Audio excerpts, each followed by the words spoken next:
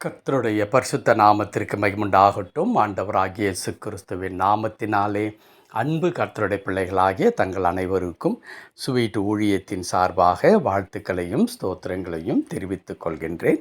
சங்கீதங்களின் புத்தகம் 119 சங்கீதம் 107 வசனம். சங்கீதம் 119 வசனம் 107. நான் மிகவும் உபத்திரவப்படுகிறேன், கர்த்தாவே உம்முடைய வசனத்தின்படியே என்னை உயிர்ப்பியும். நான் மிகவும் உபத்திரவப்படுகிறேன், கர்த்தாவே உம்முடைய வசனத்தின்படியே என்னை உயிர்ப்பியும். அன்பு கடவுளுடைய பிள்ளைகளே, நான் மிகவும் உபத்திரவப்படுகிறேன் என்று தாவீது ஆண்டவரிடத்தில் தன் உபத்திரவத்தினுடைய நிலையை அப்படியே வெளிப்படுத்தி சொல்லுகிறதை பார்க்கிறோம். தாவீதிற்கு மாத்திரமா உபத்திரவம்? இன்றைக்கு நாமும் அந்த உபத்திரவத்தின் பாதையில் நாம் கடந்து சென்று கொண்டிருக்கிறோம் அல்லவா? அநேக உபத்திரவங்கள் நம்மை நெருக்கி நம்மை எந்த விதத்திலும் மகிழ்ச்சியாக வாழக்கூடாதபடிக்கு, அல்லது சொற்ப நேரம் மகிழ்ந்து நாம் சந்தோஷப்பட்டால் கூட உடனே ஒரு துக்கமான செய்தி, அல்லது உடனே இந்த பழைய நினைவுகள், நம்முடைய குடும்பத்தில் இருக்கிற யதார்த்தமான சூழல்கள் அனைத்தும் நம்முடைய நினைவுக்குள்ளாக வந்து அந்த கொஞ்ச நேர சந்தோஷத்தை கூட சீர்குலைத்து போட்டுவிட்டு என்னாலும் வேதனையோடு கூட இருக்கிறதான ஒரு நிலையை நமக்கு கொடுத்து கொண்டே இருக்கிறதை நாம் பார்க்கின்றோம். இந்த உலக பிரகாரமான மக்கள் என்ன செய்கின்றார்கள்? அப்படிப்பட்டதான காரியத்தை மறக்க வேண்டும் என்பதற்காக, அந்த உபத்திரவத்தையும் கஷ்டங்களையும் அவர் படுகிறதான வேதனைகளை மறக்க வேண்டும் என்பதற்காக அநேக காரியங்களை அவர்கள் செய்கின்றார்கள். அநேக விதமான பழக்கங்களுக்குட்படுகின்றார்கள்.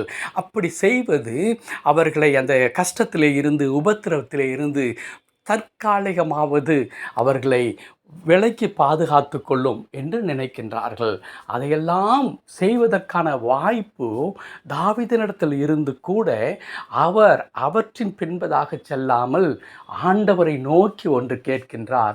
ஆண்டவரே, நான் மிகவும் உபத்திரவப்படுகிறேன். இந்த மிகவும் உபத்திரவப்படுகிறேன் என்று சொல்லுகிற வார்த்தை எதை குறிக்கிறது? இதற்கு மேல் இந்த உபத்திரவத்தை என்னால் தாங்கிக் கொள்ள முடியாத நிலையில் இருக்கிறேன். இப்படியே என் நிலைமை தொடரும், ஆனால் நான் மரணத்திற்கு கூட சென்று விடுவேனோ என்னவோ அதை நினைத்து எனக்கு பயமாக இருக்கிறதா ஆண்டவரே. ஆகையால் கர்த்தாவே, நீர் என்ன செய்யும்? உம்முடைய வசனத்தின்படியே என்னை உயிர்ப்பியும். கர்த்தருடைய பரிசுத்த நாமத்திற்கு மகிமை உண்டாகட்டும். ஒரு அரசனாக இருந்து அவருக்கு அநேக செல்வாக்குகள் இருந்து கூட, இதோ யாரங்கே, இங்கே வாருங்கள், நான் உபத்திரவப்படுகிறேன், அந்த உபத்திரவத்தை மறைப்பதற்கு அல்லது நான் அந்த கஷ்டத்தை மறந்து விடுவதற்கு எதையாகிலும் செய்யுங்கள் என்று சொல்லுவாரானால் அங்கே ஆட்டம் பாட்டங்கள் கூட அங்கே ஒழுங்கு செய்யப்படும். ஆனால் அதை எல்லாம் சொல்லாமல், கர்த்தாவே, நான் அதிகமாய் உபத்திரவப்படுகின்றேன், நீர் என்ன செய்யும்? உம்முடைய வார்த்தையின்படியே, உம்முடைய வசனத்தின்படியே நீர் என்னை உயிர்ப்பியும். அப்படி என்றால் உண்மை என்ன? அன்பு கடவுளுடைய பிள்ளைகளே, கர்த்தருடைய வார்த்தை, கர்த்தருடைய வாயிலிருந்து வருகிற வசனங்கள், அவை ஒன்று மட்டும்தான் ஒரு மனிதனை அவனுடைய உபத்திரவத்தில் இருந்து, அவனுடைய கண்ணீரில் இருந்து, அவனுடைய கஷ்டத்தில் இருந்து நிரந்தரமாக வெளியே கொண்டு வர முடியும். ஆகையால் தான் அவர் சொல்லுகிறார், ஆண்டவரே, நான் மிகுந்த உபத்திரவப்படுகிறேன், இந்த உபத்திரவம் என்னை கொன்றுவிடுமோ என்கின்ற அளவிற்கு நான் பயப்படுகிறேன். ஆகையால் உம்முடைய வார்த்தையை கொண்டு என்னை உயிர்ப்பையும், உம்முடைய வசனத்தின்படியே என்னை உயிர்ப்பித்தருளும். உம்முடைய வசனம் உயிர்ப்பிக்கிற வசனம்.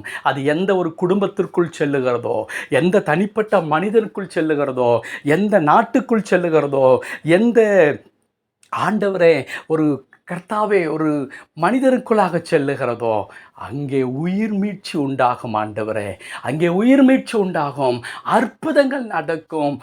மரித்து கிடந்த ஒரு பெண்ணை பார்த்து ஆண்டவருடைய வார்த்தை செல்லுகிறது, அங்கே அது உயிர்ப்பிக்கப்படுகிறது. கல்லறையில் அடக்கம் பண்ணப்பட்டு 4 நாளான ஒரு மனிதனை பார்த்து, லாசருவே வெளியே வா என்று இயேசுவின் வாயிலிருந்து ஒரு வார்த்தை செல்லுகிறது. அந்த கல்லறையில் இருந்து கட்டுகளோடு கூட அந்த மனிதன் வெளியே வந்து விடுகிறான். ஏன்? நான் சொன்னபடியே 3ஆம் நாள் உயிரோடு எழும்புவேன் என்று இயேசு சொன்னார். அந்த வார்த்தையின்படியே அவர் கல்லெல்லாம் புரட்டப்பட்டு சங்கிலிகள் நெருப்புப்பட்ட நூல் போர் அறுக்கப்பட்டு அவர் உயிர்த்தெழுந்தவராய் வெளியே வந்தார். தாவீது சொல்லுகிறார், ஆண்டவரே உம்முடைய வார்த்தையின்படி என்னை உயிர்ப்பியும். அன்பு கடவுளுடைய பிள்ளைகளே, இன்றைக்கு நீங்கள் நான் படுகின்றதானே இந்த உபத்திரவத்திலிருந்தாலாம் வெளியே வருவதற்கு ஒரு வழி உண்டு.